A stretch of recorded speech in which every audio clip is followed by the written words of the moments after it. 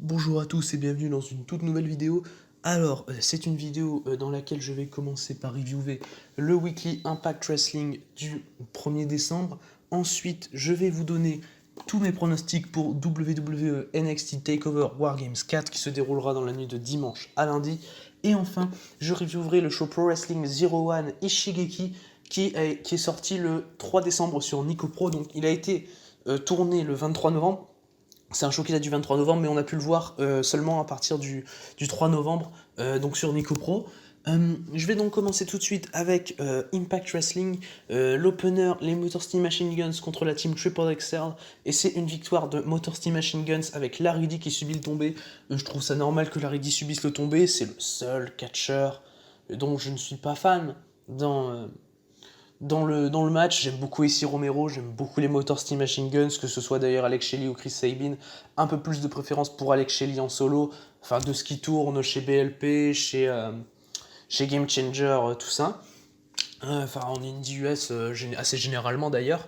Enfin voilà, franchement un bon match, j'ai mis 3.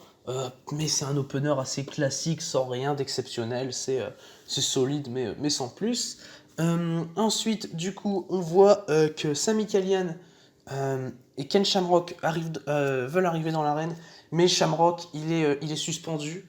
Il ne peut pas aller dans l'arène et on l'en empêche. Et il dit que de toute façon, quand il reviendra, il frappera quelqu'un et on peut compter sur ça. Donc Shamrock, il est vraiment énervé, mais il pourra pas intervenir dans le show de ce soir. Et, euh, et donc, il peut pas rentrer dans l'arène, mais Callihan peut, quant à lui. Ensuite, on a la team Triple XL qui est en coulisses après leur match et qui croise Johnny Bravo. Johnny Bravo, on le rappelle, c'est Larry D qui a essayé de le tuer, qui a essayé de le tuer pendant son mariage, Johnny Bravo. Et Tommy Dreamer, il arrive un peu déguisé en policier pendant que Johnny Bravo, il engueule Larry D. Il dit, Larry D, viens avec moi, je vais te poser des questions, voilà. Et finalement, Larry D, il met une grosse droite à Tommy Dreamer et il repart avec AC Romero. Mais c'est alors que Johnny Bravo, il revient et il voit Tommy Dreamer KO, complètement KO au sol, et il appelle à l'aide. Je pense il y a une séquence très drôle d'ailleurs quand il appelle à l'aide, où il smash tout devant le corps de Tommy Dreamer et crie non. Et ça m'a beaucoup fait rire parce qu'en soi, Tommy Dreamer, il s'est juste pris une droite. Et je pense qu'on va enchaîner bientôt sur un Tommy Dreamer contre Larry D d'ici probablement 1 ou 2 semaines. Ensuite, on passe à la suite du tournoi par équipe Knockouts, pour le retour des titres Knockouts par équipe d'Impact. René Michel et Killer Kelly vont perdre leur match contre Jordan Grace et Jazz, avec Jazz qui fait le tomber sur René Michel.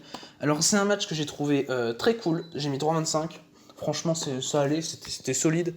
Je trouve ça normal que Jordan Grace et Jazz gagnent le match, mais je suis pas super à l'aise avec le fait que c'est Jazz qui gagne le match pour son équipe et non Jordan Grace. Jazz, c'est un peu plus, elle revient un peu en tant que guest, en tant que légende, voilà.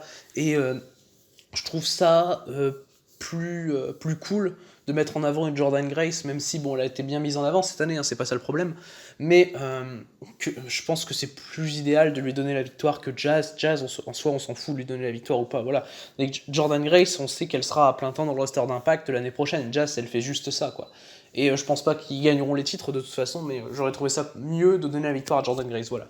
Euh, donc on a ensuite The North en coulisses et Ethan Page, il fait une grosse promo, il claque une super promo Ethan Page où il veut un match contre Machine Gun Carl Anderson. Il avoue qu'il a blessé Doc Gallows, il avoue qu'il a attaqué Doc Gallows il y a quelques semaines et il veut prendre sa revanche, il veut affronter Machine Gun. Et d'ailleurs, il dit aussi que Machine Gun peut prendre sa revanche aussi.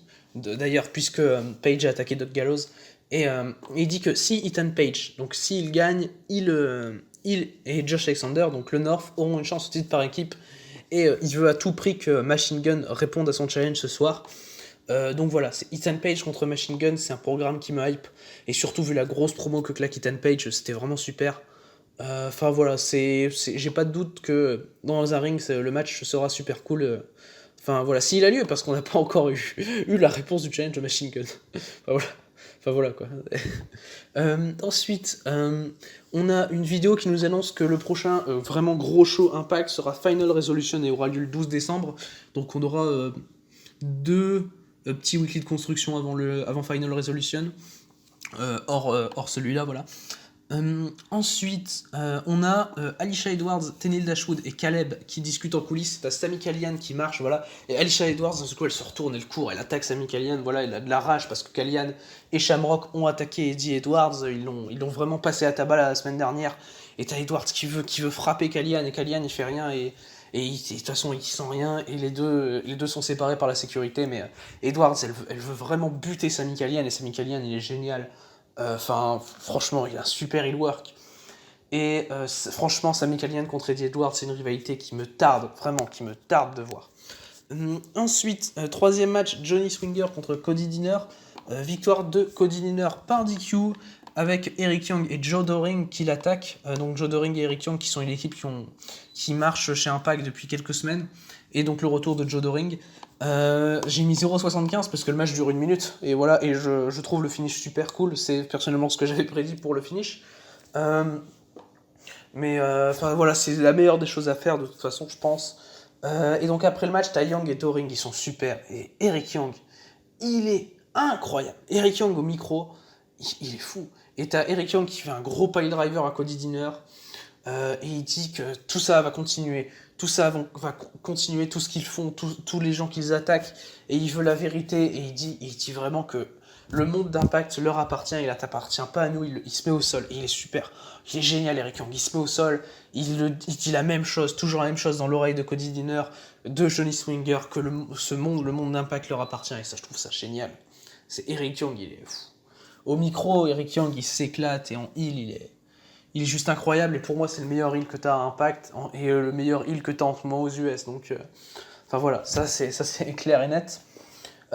Ensuite, on a Diona Purrazzo et Kimberly qui sont en coulisses et qui veulent avoir des nouvelles de Father James Mitchell et surtout de Su Yung parce que Father James Mitchell est censé transformer Su Yung en Suzy pour eux parce qu'ils pourront plus facilement gérer les problèmes avec Suzy qu'avec Su Yung. Enfin voilà. Et Father James Mitchell il répond juste qu'il n'a pas encore vu Su Yung. Donc Purrazzo dit juste que ce qu'il faut faire c'est aller sur le ring et après ils verront avec Father James Mitchell.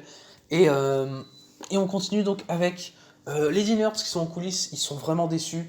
Et t'as Cody Deaner qui fait une super pro babyface d'ailleurs, qui rappelle un peu l'histoire entre Eric Young et lui, qui dit que Eric Young il était là à son premier jour d'école de catch, c'était son partenaire, son ami, et maintenant il est plus rien à ses yeux, et il n'acceptera pas de se faire traiter comme ça par Eric Young, donc il veut le combattre la semaine prochaine. Donc la semaine prochaine on aura Eric Young contre Cody Deaner. Cody Deaner, mine de rien, c'est quelqu'un dont je m'en fous franchement, mais il claque une super promo pour builder le match contre Eric Young qui va être assez personnel entre les deux, et franchement j'ai hâte d'être à ce match. Ensuite, on a Diona Purrazzo et Kimberly qui font sur le ring pour une promo. Et Purrazzo, elle dit que depuis Bound for Glory, t'as Su Yung qui l'a hanté. Et ce soir, il y a tout qui prend fin. Donc, depuis que Purrazzo a récupéré le titre, t'as Su Yung, elle a jamais eu de rematch. Alors qu'elle est censée en avoir un normalement comme ça a lieu à Impact. Et donc, Su Yung, elle a juste à rentrer sur le ring. Et c'est ce qu'elle fait. Elle fait son entrée, super entrée, Su Yung. J'adore l'entrée de Su Yung, j'adore son personnage. Elle va sur le ring. Et pendant ce temps-là, t'as Purrazzo et Lee qui sortent du ring. Favor James Mitchell, il arrive. Et il dit qu'il veut pas faire ça. Il dit je veux surtout pas faire ça, Su Yung, t'es mon ancien ami et tout. Mais Su Yung n'a jamais été autre chose que des ennuis à ses côtés. Ce soir, elle va le payer. Donc t'as un groupe de femmes un peu maquillées comme Su Yung qui arrivent, qui vont sur le ring, qui montent sur le tablier du ring et qui veulent monter sur le ring. D'un seul coup, t'as Purrazzo qui attaque Su Yung avec Kimberly. Voilà, Purrazzo et Kimberly, elles montent sur le ring, elles attaquent Su Yung.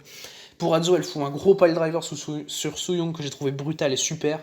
Et les femmes qui sont maquillées en Su Yung, elles portent Su Yung, elles la prennent, elles la ramènent vers les coulisses. Et j'ai trouvé cet angle génial. Ça montre déjà l'étendue du personnage de Su Yung qui est génial. Franchement, tout est bien booké et j'ai vraiment adoré ce segment. J'étais devant, j'étais bien dedans. Ensuite, on a Machine Gun qui est interviewé en coulisses et il accepte finalement le challenge de Titan Page pour Final Resolution qui se déroulera donc le 12 décembre comme je l'ai dit un peu plus tôt dans la vidéo. Et voilà, c'est assez logique et on aura donc premier match annoncé pour Final Resolution, Ethan Page contre Machine Gun Karl Anderson. Ensuite, on passe à Rohit Raju qui va défendre son titre X-Division contre Crazy Steve et c'est une victoire de Rohit Raju cheat. Il cheat. Il set des cordes pour faire le tombeau. Enfin voilà, il est super Rohit Raju en heal. Personnellement, c'est quelqu'un avec qui j'accroche beaucoup. Crazy Steve, je m'en fous, honnêtement. J'aurais aimé que Rohit Raju gagne au clean, honnêtement. Enfin voilà, c'est une défense assez cool. J'ai mis 3,25 à ce match. J'ai accroché, mais sans entrer dans vraiment le délire. C'était décent, une bonne défense de titre. Ça, j'ai pas de problème avec ça. Ensuite, on a Kira Hogan et Tasha Steelz en coulisses. C'est ta Falaba qui arrive et qui les accuse d'avoir volé son argent. Mais en fait, t'as Steelz qui cache l'argent derrière son dos et qui dit non, on l'a pas. Hogan, elle dit la même chose. Et Hogan, elle finit par promettre à Falaba qu'il aura son argent la semaine prochaine, qu'elles vont lui trouver.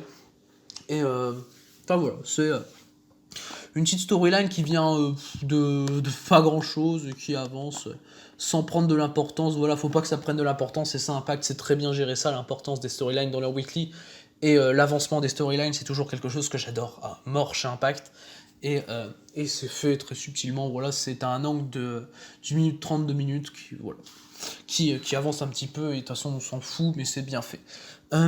Ensuite, on nous annonce le programme un peu de la semaine prochaine. On aura Josh Alexander contre Chris Sabin, Deonna Purrazzo et Kimberly contre Rosemary et Taya Valkyrie pour donc le dernier match des quarts de finale du tournoi pour les championnats par équipe d'Impact des Knockouts.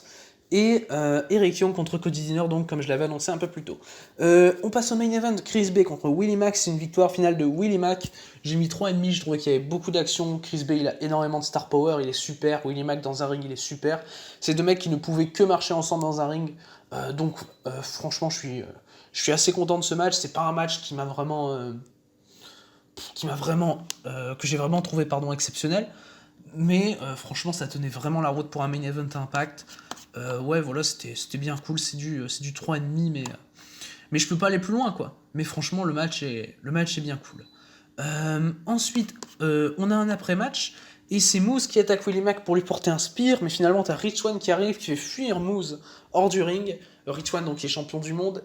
Et finalement, t'as Chris Bay qui en profite, il attaque Rich Swann, il fout KO sur le ring et il brandit la ceinture de champion du monde. Donc, on nous tease, et c'est ce qu'on aura d'ailleurs, Chris Bay contre Rich Swann pour le titre World à Final Resolution. Voilà, ça va être un match qui va être super cool dans un ring, il n'y a rien de spécial à raconter, mais franchement, ça peut être toujours super cool. Et après match, qui continue de teaser Moose qui va aller pour la belt de Rich Swann du côté d'Hard to Kill. Voilà. Donc c'est tout pour ce weekly que j'ai trouvé vraiment super cool. Ce qu'il y a, les deux choses à voir pour moi de ce weekly, c'est le main event entre Chris Bay et Willie Mack et la promo Deonna Purrazzo, Su Yung, tout ça qui était vraiment super. Pour moi, c'est les deux choses qu'il faut vraiment voir de ce weekly Impact qui était, comme d'habitude, vraiment super correct et super plaisant à voir. On va passer donc maintenant à mes pronostics pour WWE NXT TakeOver War Games 4, donc le quatrième puisque le pay-per-view a lieu depuis 2017. C'est quelque chose qu'on a de traditionnel à NXT chaque année. Enfin voilà, c'est un pay-per-view personnellement qui me hype. Je vais vous donner donc mes pronostics. On commence avec le Triple Threat match pour le championnat nord-américain. Leon Ruff qui défend contre Johnny Gargano et Damian Priest. Alors, je vois Damian Priest remporter ce match. Parce que, t'as Leon Ruff qui est bien poussé en babyface et tout, mais je pense pas qu'il aura autre chose qu'un court règne, quoi. C'est ce genre de mec, c'est bien la pop quand il gagne le championnat nord-américain. Moi-même, j'ai popé, j'étais super content pour lui.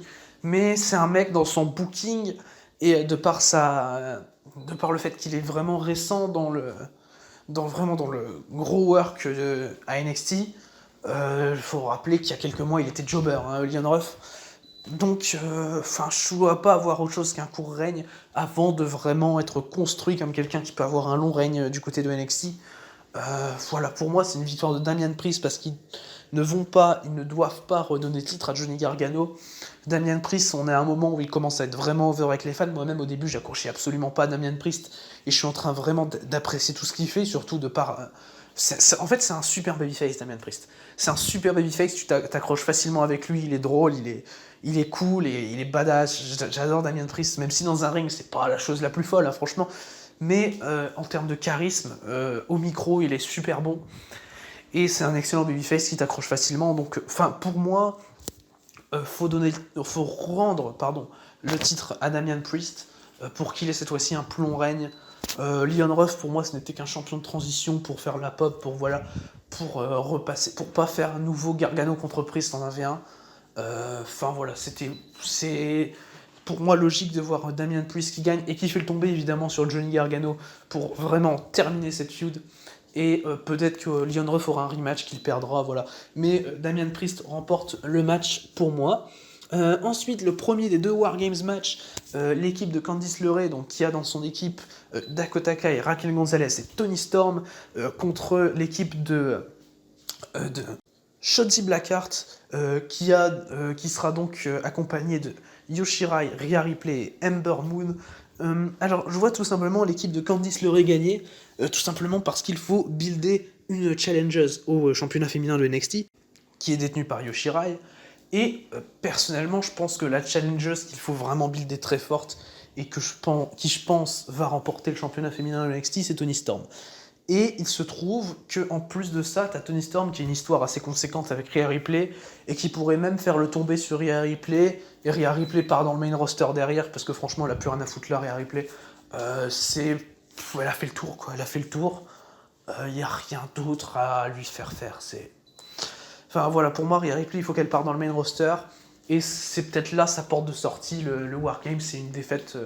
Elle se fait pin par Toni Storm et derrière, t'as Toni Storm qui est bien buildé pour aller chercher le titre à Yoshirai. Yoshirai, de toute façon, faut pas que ce soit une Candice LeRae ou une Raquel Gonzalez qui lui prennent le titre, quoi.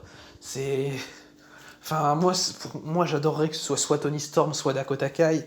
Et Dakota Kai a déjà eu sa chance, donc pour apporter un peu de frais, je pense que ça doit être Toni Storm. Toni Storm, elle est incroyable, franchement. Dans un ring, Toni Storm, c'est waouh. Pour moi, de toute façon, c'est la meilleure catcheuse non japonaise au monde, tout simplement. Et ce match, dans tous les cas, va être... dans tous les cas, c'est un match qui m'hype vraiment beaucoup. Et donc, comme je l'ai dit, je vois l'équipe de Candice LeRae le remporter. Ensuite, on va passer à un singles match entre Tommaso Ciampa et Timothy Thatcher.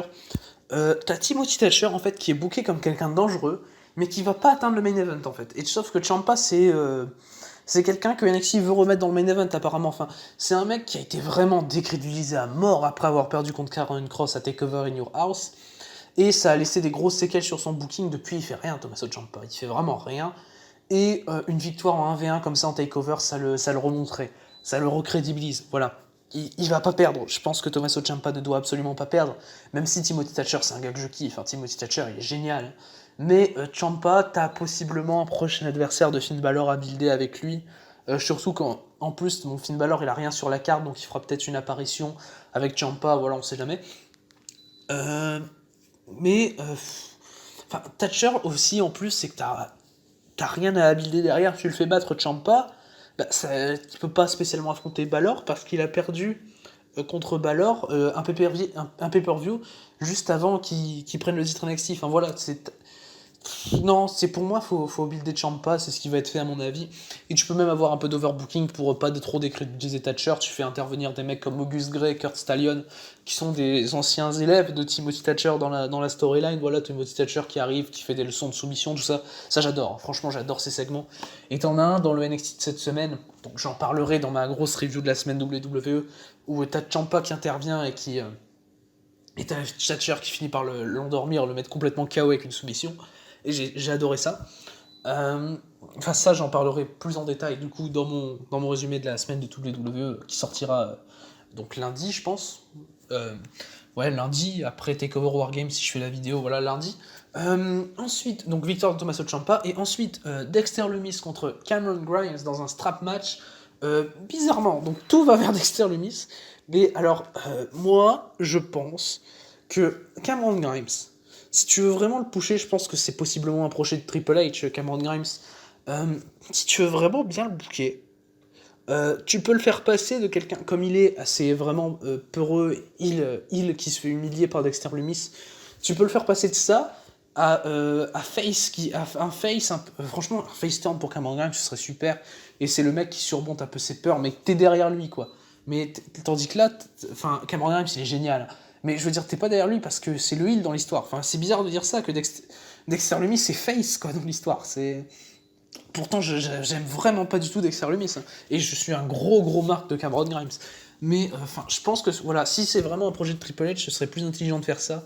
Et le faire battre Dexter Lumis là où il est le mieux dans un strap match, ce serait vraiment super intelligent et super subtil. De toute façon, ce serait pas une défaite importante pour Dexter Lumis. Dexter Lumis, il est booké assez bizarrement à NXT. C'est bizarre. Oui, il n'a pas à gagner ce match. Pour moi, celui qui a le plus besoin de ses victoires, c'est clairement Cameron Grimes. Et c'est donc mon pronostic pour ce match. Enfin, on va pronostiquer donc le dernier match de NXT TakeOver Wargames 4. Donc le Wargames masculin, Undisputed Era, Adam Cole, Bobby Fish, Kyle O'Reilly et Roderick Strong contre Pete Dunne, Pat McAfee, Oney Lorcan et Danny Burch. Donc c'est le Wargames masculin, ce qui sera sûrement le main event du show. Et selon moi, c'est l'Undisputed Era qui va remporter ce match. En fait, t'as Undisputed Era qui est dans un moment un peu de mauvais booking du côté de NXT. Enfin, mauvais booking, c'est pas du mauvais booking, mais comment dire, ils sont pas spécialement forts comme ils l'ont pu l'être il y a un an, ou même il y a 6 mois, hein, voilà. Donc, je pense qu'en plus, t'as les Kings of NXT, voilà, ils s'appellent comme ça, le clan de Pat McAfee, qui arrivent vraiment pour être les nouveaux leaders de NXT, la nouvelle Undisputed Era en quelque sorte. Mais l'Undisputed Era, pour moi, c'est en plus dans l'histoire, c'est vraiment les gros babyface Undisputed Era. Et je pense que c'est un truc qui peut tellement bien marcher de les faire gagner. Undisputed Era, franchement, ça peut super bien marcher si tu les fais gagner. En soi, t'as Oney Lorcan et Danny Burch, ils ont eu un petit push, ils ont les championnats par équipe de NXT quand même, voilà, c'est pas rien. L'art des deux peut se faire pin, je pense surtout à Danny Burch, parce qu'Oney Lorcan, c'est quelqu'un que j'aime bien, voilà. Mais Danny Burch, il dégage vraiment rien, Danny Burch, c'est le vide incarné, Danny Burch. Donc, voilà. L'un des deux, voilà, que ce soit Lorcan ou Burch, pour moi, c'est ni Pat McAfee ni Pete Dunne qui se fera pin, clairement. Mais je trouverais ça mieux de faire gagner l'Undisputed Era. C'est la fin du programme entre Adam Cole et Pat McAfee. Et je vois mal à NXT le clan de Pat McAfee arriver. Ouais, j'ai gagné ma rivalité contre Adam Cole. Je vois mal ça arriver. Voilà, je vois plus une victoire de l'Undisputed Era. Parce que, je sais pas, il y a un truc avec l'Undisputed Era en ce moment dans leur rivalité. Il y a vraiment un truc qui me plaît. Je saurais pas définir ce que c'est. Et c'est même pas parce que ça me plaît spécialement, mais je trouverais ça vraiment super bien de leur donner la victoire. Voilà, je sais pas comment spécialement l'expliquer. Mais en plus, si on réfléchit bien, si tu fais pin Lorcan ou Burch, ça signifie que t'as Yui qui peuvent avoir une chance au titre tag de NXT. Donc ça peut être... Voilà, comme ça, tu builds en même temps des challengers pour les titres tag de NXT. Et donc tout est carré, tout est parfait. Et voilà, pour moi, c'est une victoire de l'Undisputed Era dans ce main event du dernier takeover de l'année. Et on va enfin passer à la review de Zero One Ishigeki du 23 novembre qui a été diffusé le 3 décembre. Et on commence donc avec Shogun Okamoto qui a battu Takumi Baba en 7 minutes 21. C'est pour moi le moins bon match du show, j'ai mis 2,75, c'est un gros RAS. Il y a des bons moves, un bon rythme. Et ça dure que 7 minutes, donc techniquement je peux pas trop aller plus loin que 2,75. Le catch est pas incroyable, mais franchement ça tient bien la route. C'est un opener duquel j'attendais absolument pas plus. Et les deux mecs sont des bons catcheurs, il n'y a pas de souci. Takumi Baba j'aime beaucoup. Shogun Nakamoto j'ai moins vu, je vous avoue. Mais en tout cas j'aime bien ce qu'il produit dans un ring et ça marche avec moi. Et c'est un 2,75 qui est quand même bien pour le temps qu'ils ont eu. Il n'y a rien de spécial à noter dans le match, quoi. C'est clairement le match dans ce show qui est le plus facile à passer, quoi. Ensuite, on passe à Raicho qui a battu Shoki Kitamura en 8 minutes 46. J'ai trouvé l'action super bonne, j'ai mis 3,25. T'as pendant le match un missile dropkick de Kitamura que j'ai adoré, que j'ai trouvé super précis. Franchement, le match est très cool, victoire de Raicho assez logique. J'aime beaucoup les deux catcheurs. Voilà, c'est RAS, il n'y a pas de storytelling à raconter, c'est un match bateau chez Zero One, comme ils en font d'habitude, pour ouvrir les shows, ils font quelques matchs assez bateaux. On en reviendra avec le troisième match, et d'ailleurs le quatrième match également. Mais voilà, c'est vraiment de la bonne action, j'ai mis 3,25. mon troisième match préféré du show. Voilà, mon troisième match préféré du show ici. Ensuite, Chris Weiss a battu Tsuga Takasato en 7 minutes. Résultat très logique étant donné que Chris Weiss est l'ancien champion du monde de Pro Wrestling 01. On le rappelle, il a perdu le championnat contre Tamura Hayato juste avant le Fire Festival. Il le perd en septembre, si je dis pas de bêtises. Mais enfin voilà, c'est 7 minutes de bonne action, j'ai mis 3,25. Chris Weiss, il a énormément d'impact dans tout ce qui est Atemi. Franchement, il est super Chris Weiss, j'adore, il a énormément de charisme. Il arrive, c'est une bête. Sato, il résiste bien, mais voilà, il peut pas. Et Chris Weiss, je le trouve très bien booké, malgré sa perte du titre. Je trouve qu'il reste bien fort chez Zero One et ça me plaît beaucoup, ça, ce que fait la compagnie avec Chris Weiss. Et ce que fait d'ailleurs la compagnie aussi avec Tamura Hayato qui est très jeune et qui a le championnat, quoi. Ça, c'est super d'avoir fait gagner un jeune contre Chris Weiss. Et Weiss, il reste quand même bien. Il a cette victoire contre Sato qui le remonte petit à petit dans la carte. Voilà, l'action est cool, 3,25. J'ai failli mettre 3,5, mais j'avais préféré quand même le match d'avant. Du coup, j'ai mis la même note. Ensuite, on a Yuji Ino et Hide Kubota qui ont battu Kanon et Ren Ayabe en 13 minutes. C'est un super match par équipe, j'ai mis 3,5. Je trouve que Yuji Ino, il est super. Il a des super atemi, il a vraiment beaucoup d'impact. Non, franchement, il y a du bon slugfest entre Ino et Ren Ayabe. Enfin voilà, c'est Yuji Ino qui est pour moi de loin le MVP du match. Ça dure 13 minutes, c'est 13 minutes de bon catch. Voilà, pour moi, c'est 3,5. Et voilà, c'est mon deuxième match préféré du show. C'est très bon. Des bons coups d'avant-bras qui seront mis dans le match. Voilà, c'est assez slugfest et c'est ce que j'aime. Voilà, c'était cool. Il n'y avait pas spécialement d'enjeu, donc voilà, c'est très cool. Et je pense que Yuji Ino et Hide Kubota vont challenger pour les titres tag très bientôt, je pense. Ce serait cool de les voir en action dans l'optique d'un championnat. Ensuite, on passe à un Elimination Match Sugi contre Satsuki Nagao, contre Shinjiro Otani, contre Yoshikazu Yokohama, contre Yasu Kubota, contre Towa Iwasaki et contre Takuya Sugawara. C'est une victoire de Sugi. J'ai trouvé le match super cool, ça dure 10 minutes. Je mets 3,25 parce que je vais pas plus loin, parce que la fin est amenée vraiment trop rapidement. C'est assez brouillon la fin. C'est rapide, il y a rien à amener en fait. Sugi, ça me choque pas qu'il ait gagné. Voilà, moi j'étais plus parti sur une victoire de Towa Iwasaki ou de Shinjiro Otani. Mais voilà, dans tous les cas, c'est un bon match, ça dure 10 minutes, donc ça te permet vraiment d'être en condition pour le main event. T'as rien de trop gros avant le main event qui sera pour le titre World entre Tamura Hayato et Hartley Jackson. Donc voilà, ça te permet de te mettre vraiment en condition. C'est pas trop, c'est vraiment digeste. Les 5 premiers matchs sont très digestes. Et t'as vraiment l'impression, et ce qui est la bonne impression d'ailleurs selon moi, ce qu'a bien fait Zero One, c'est de mettre le paquet sur le titre Zero One, on en parlera tout à l'heure, et de faire un début de show avec 5 matchs très digestes, qui l'ont été d'ailleurs pour moi. Mais voilà, tu montes, tu sens que c'est vraiment l'apogée du show, c'est le titre Zero One. Avant, t'as des trucs pas super intéressants, t'as des trucs qui restent vraiment bons en termes de qualité, mais qui sont pas super intéressants, voilà. Et tu as la grosse ligne, le gros point du show qui est le main event pour le titre Zero One. Donc on y vient maintenant pour le World Heavyweight Title. Tamura Hayato qui défendait son titre contre Hartley Jackson. Hartley Jackson, vainqueur du Fire Festival de Zero One, et qui avait battu d'ailleurs Tamura Hayato en finale de ce Fire Festival. Et en 24 minutes, c'est une victoire de Tamura Hayato qui va conserver son titre. Alors, déjà, le match, j'ai mis 3,75. J'ai failli mettre 4, je n'ai pas mis 4 finalement.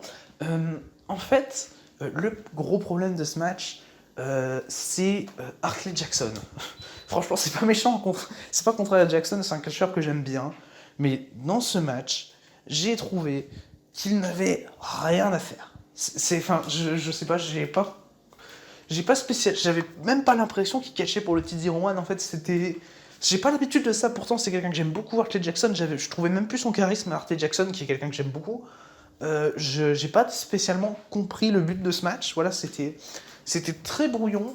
Je mets 3,75 parce que l'action est très bonne. Et Tamura Hayato qui est tellement, voilà, il le présente tellement bien, Tamura Hayato, le mec à 24 ans.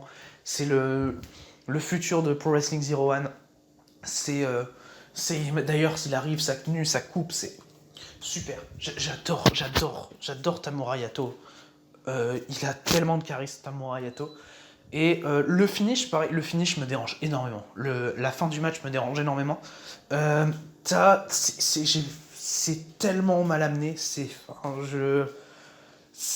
juste une succession de 2-3 moves pour finir sur Tamura Yato qui porte son finish, qui gagne. T'as rien en fait. T'as 2 minutes avant, t'as Jackson. Il fait un gros move sur le tablier du ring, il me semble. Et t'as Hayato, 2 minutes plus tard, il gagne le match. Voilà, j'ai pas super bien compris la fin.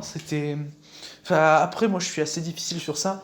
Mais en tout cas, franchement, le match est cool, hein, ça n'enlève rien. Le match en soi, dans le fond, il est bon. C'est pour ça que j'arrive quand même à 3,75. Mais dans la forme, moyen. Voilà. C'est en dessous de ce que j'attends pour un match de championnat mondial, surtout en plus comme tu nous as vendu Harley Jackson, comme tu nous l'as vendu, le mec qui gagne le Fire Festival, il bat le champion en finale, donc c'est un match super bon d'ailleurs. Et au final, t'as ça te refroidit un peu, le match de championnat est assez décevant. Je demandais pas spécialement à ce que ce soit meilleur que le match, que la finale du Fire Festival, mais que ça atteigne un peu les standards, quoi. Et ça ne l'a pas fait, et je pense que sans la fin, j'aurais quand même mis 4. Je pense que sans la fin, ouais, j'aurais quand même mis 4. Avec une fin mieux amenée et plus logique, j'aurais mis 4. Mais voilà, c'est le meilleur match du show, évidemment. C'est un gros 3,75 qui est un 4 si on oublie la fin. Et si on n'est pas dur sur la fin, c'est un 4. Hein, ça, voilà. Je suis assez dur sur les fins de match, moi. Mais voilà, en tout cas, c'est de la bonne action. Franchement, c'est de la bonne action. T'as Hartley Jackson qui est malheureusement en dessous de ce qu'il peut faire d'habitude. Après, peut-être qu'on aura un troisième match entre les deux. Hein. Peut-être, on sait jamais. On aura peut-être un troisième match entre les deux, ce qui me plairait personnellement, parce que j'ai pas envie de rester sur ça. Enfin, rester sur ça, j'ai quand même mis 3,75, quoi, c'est pas dégueulasse non plus. Mais je m'attendais à mieux et j'espère avoir mieux si on a un troisième match entre les deux heures. En tout cas, voilà, c'est le meilleur match du show, c'est clairement le match à rattraper si on a un à rattraper dans le show. Mais en tout cas, voilà, c'est un show bien cool, le produit de la part de Zero One, ça monte crescendo et ça le fait bien, tu comprends. En fait, ce qui est super dans le show, c'est que si on prend l'ensemble du show, tu comprends le but du show. Et j'adhère totalement avec ce que fait Zero One dans ce sens-là. Tu comprends vraiment le but du show. Tu comprends vraiment que le show, il est construit pour le main event. C'est très facile à comprendre et ça, j'aime beaucoup ce qu'a fait Zero One dans la construction du show. Donc voilà, en tout cas, c'en est fini pour ce show Zero One. Et pour la fin de cette vidéo également, je reviewerai les shows Zero One, s'il y en a des importants bientôt. Je sais qu'après le show, ils ont annoncé un tournoi par équipe que je prendrai pour reviewer, que je suivrai et que je reviewerai évidemment. Et donc d'ici là, je vous dis à la prochaine.